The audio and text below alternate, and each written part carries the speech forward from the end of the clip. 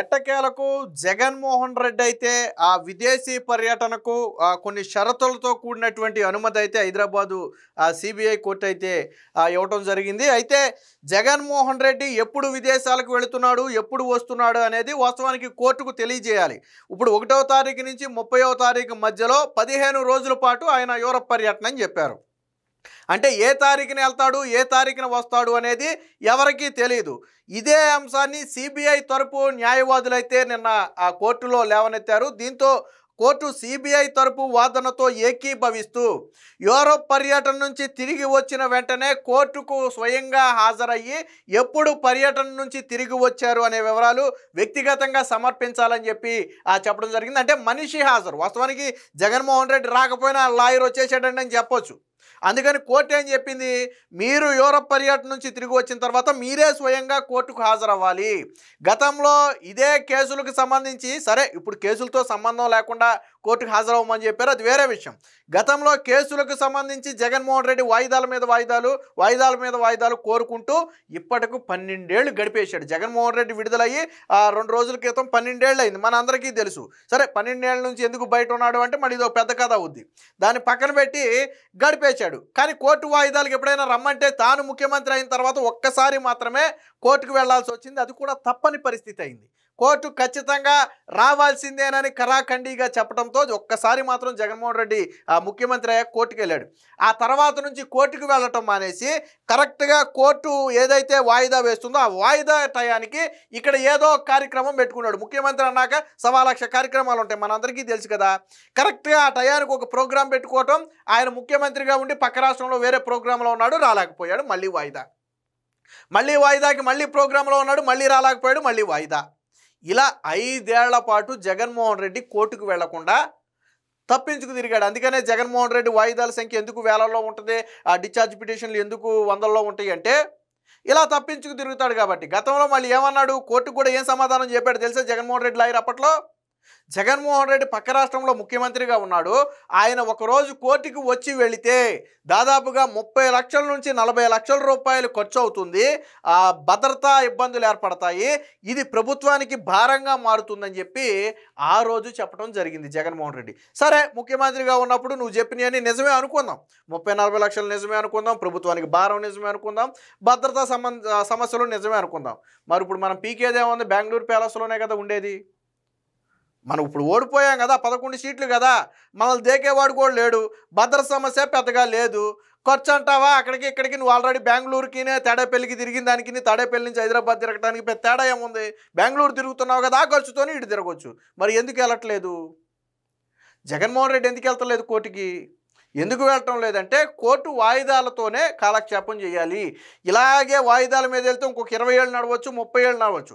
Court అయినా ఏదైనా clearance చేయాలన్నా, వాదోపవాదాలు జరగాలన్నా ముందు ఆ వ్యక్తి ఎప్పుడైనా కోర్టుకు హాజరవ్వాలి కదా. అయితే నిన్న మాత్రం సిబిఐ వాదనతోనైతే ఏకీభవించింది. సిబిఐ ఏం చెప్పిందంటే జగన్మోహన్ రెడ్డి మీద ఉన్న ఆరోపణలు ఆర్థిక నేరారోపణలు, అలాంటి వ్యక్తి విదేశాలకు వెళ్ళి వచ్చినప్పుడు ఖచ్చితంగా కోర్టులో కనపడాలి, అసలు విదేశాలకు ఎందుకు వెళుతున్నాడనే విషయాలు కూడా తెలియాలి.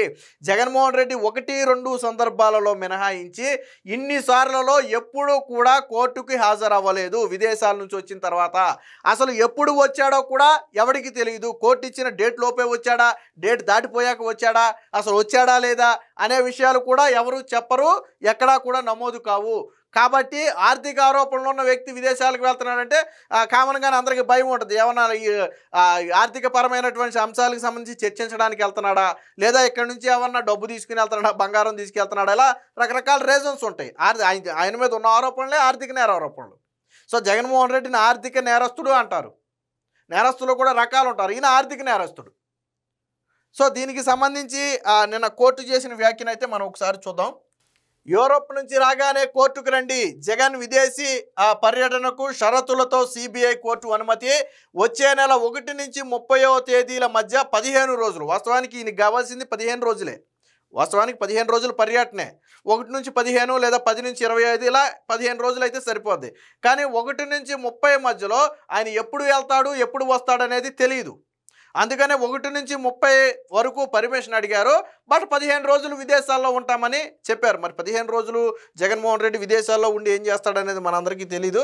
సరే, నవంబర్ 14 లోపు కోర్టు హాజరుకు ఆదేశం, సిబిఐ అభ్యంతరాలతో షరతుల విధింపు అని చెప్పి, అంటే ఖచ్చితంగా నవంబర్ 14వ తారీఖు లోపు జగన్మోహన్ రెడ్డి కోర్టుకు హాజరవ్వాలి. ఆయన విదేశాలకు వెళ్ళొచ్చు, వెళ్ళకపోవచ్చు, బట్ ఆ రోజైతే కోర్టుకు హాజరవ్వాలి.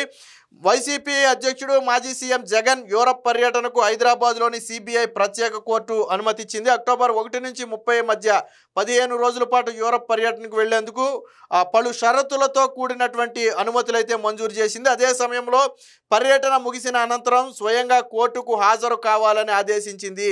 జగన్ ఎన్నడూ కోర్టు షరతులను ఉల్లంఘించలేదని ఆయన తరపు న్యాయవాది పేర్కొనగా, సిబిఐ తరపున వాదించినటువంటి పబ్లిక్ ప్రాసిక్యూటర్ దీన్ని విభేదించారు.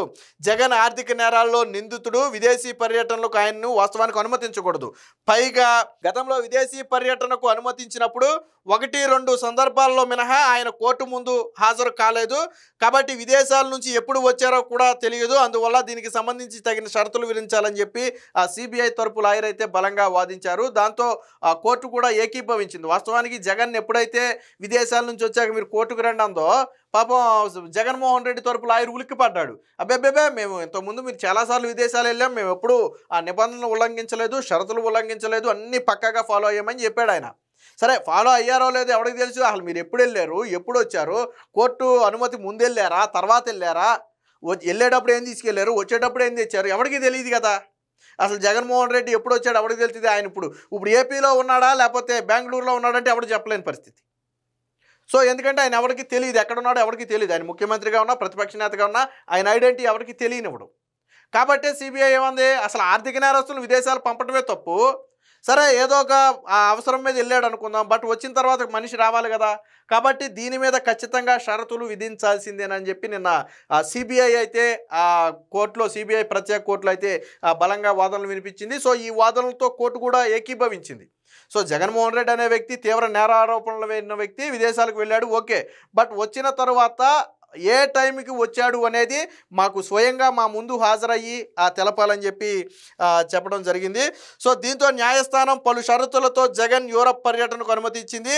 ఆయన తన పర్యటన పూర్తి వివరాలను కోర్టుకు, సిబిఐకి ఇవ్వాలని ఆదేశించింది. అలాగే యూరప్ నుంచి తిరిగి వచ్చిన తరువాత నవంబర్ 14వ తేదీలోపు వ్యక్తిగతంగా కోర్టుకు హాజరై స్వదేశానికి ఎప్పుడు తిరిగి వచ్చారో స్పష్టం చేస్తూ కోర్టుకు మెమో సమర్పించాలని ఆదేశించింది. సో ఇక్కడ 2 కీలక అంశాలు. ఒకటి, ఎంటైర్ ఈ పర్యటనకు సంబంధించిన వివరాలు అటు కోర్టుకి, ఇటు సిబిఐకి ఇద్దరికి ఇవ్వాలని ఆదేశించింది. అంటే ఏ రోజు బయలుదేరతాడు, ఎక్కడెక్కడ తిరుగుతాడు ఆయన, యూరప్లో ఎక్కడెక్కడ తిరుగుతాడు ఆయన, మళ్ళీ తిరిగి ఏ రోజు ఇండియా రాబోతున్నారు అనే వివరాలు అంటే ఒక మొత్తం ఒక నోట్ రూపంలో, ఒక ఫైల్ రూపంలో అటు కోర్టుకి, ఇటు సిబిఐకి ఇవ్వాలి. First thing.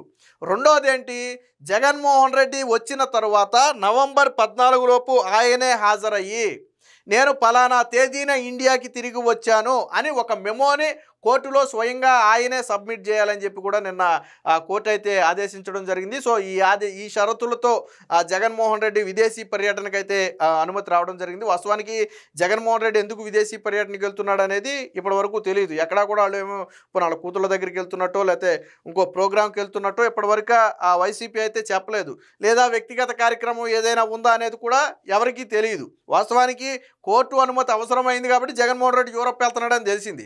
అదే జగన్మోహన్ రెడ్డి కోర్టు అనుమతి అవసరం లేకపోయి ఉంటే ఆయన ఎప్పుడు వెళ్తాడో ఎప్పుడు వస్తాడో కూడా ఎవరికీ తెలియదు. ఇప్పుడు చంద్రబాబు గారు ఉన్నారు, ఆయన కోర్టు అనుమతి అవసరం లేదు. కాకపోతే ఆయన ఎక్కడికి వెళ్ళినా కానీ అధికారికంగా ప్రకటనలు ఉంటాయి. బట్ జగన్మోహన్ రెడ్డి ప్రకటనలు దేశం దాటితే అధికారిక ప్రకటన ఎక్కడా ఉండదు. గతంలో కూడా మనం మాట్లాడుకున్నాం, జగన్మోహన్ రెడ్డి సీఎంగా ఉన్నప్పుడు ఆయన ఒక ప్లేస్కి వెళ్తున్నానని చెప్పి కోర్టు అనుమతి తీసుకున్నాడు, బాగానే ఉంది. బట్ ఆ ఫ్లైట్ను ట్రాక్ చేస్తే ఆ ఫ్లైట్ 2-3 చోట్లకి వెళ్ళింది.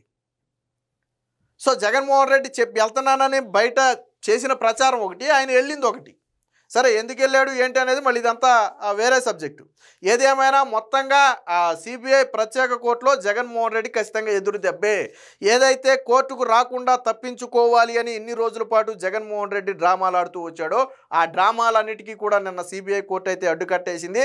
ఖచ్చితంగా నవంబర్ 14వ తేదీ లోపు స్వయంగా తానే కోర్టుకు హాజరవ్వాలి, ఎప్పుడు వచ్చాను అనేది ఒక అఫిడవిట్ రూపంలో ఇవ్వాలని చెప్పి ఆ కోర్టు అయితే ఆదేశించడం జరిగింది. మరి జగన్మోహన్ రెడ్డి దీనికి సంబంధించి కోర్టు ఆదేశాలు పాటిస్తాడా, లేదా మళ్ళీ తిరిగి వచ్చిన తర్వాత ఆయన వచ్చేసాడని చెప్పి లాయర్తోనే నోటీసులు పంపుతాడో తెలియదు. కానీ ఏదేమైనా మొత్తానికి జగన్మోహన్ రెడ్డి కోర్టుకైతే రావటం ఈసారి పక్కా.